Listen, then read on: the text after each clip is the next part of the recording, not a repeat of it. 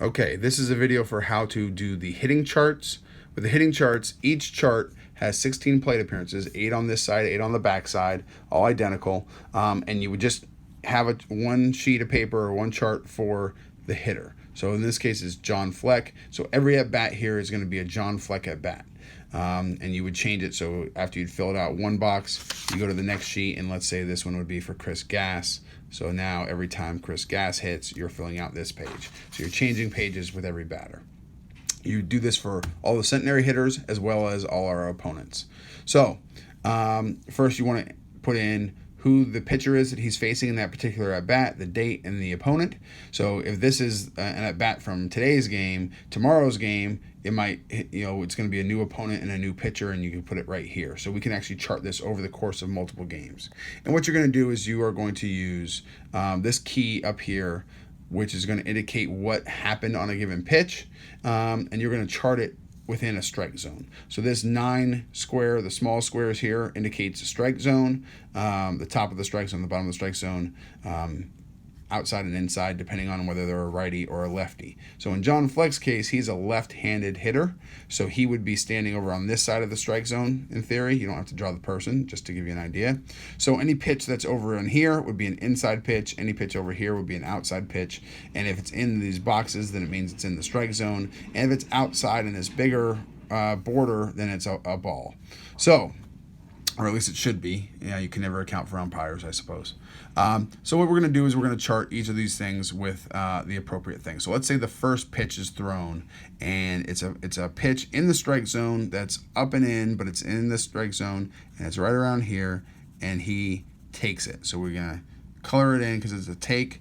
I'll put a little 1 right here. And if you know that it's a fastball, you can write FB. If you don't know what kind of pitch type it is, and many times you probably won't, you can just put a little check mark here. So we know that the first pitch was a strike, and we know that the first pitch was a strike, and it was up and in, and he took the pitch. Okay, if the second pitch was down and away, and let's say it was a little off the zone, and he fouled it off, you'd write a little line here indicating that he fouled it off. That was pitch number 2, and because he fouled it off, that's strike number 2. If the third pitch was a take up here for a ball, you just fill it in, and now it's ball 1. So now I know through 3 pitches, and I'm sorry, I should have written a 2 down here and a 3 up here. So I know that first pitch was here, second pitch was there, third pitch was there. And now let's say for the fourth pitch, the pitcher grooves him one right down the middle, and he crushes it. So we're going to write a plus mark, or plus symbol there, indicating that he hit the ball really hard.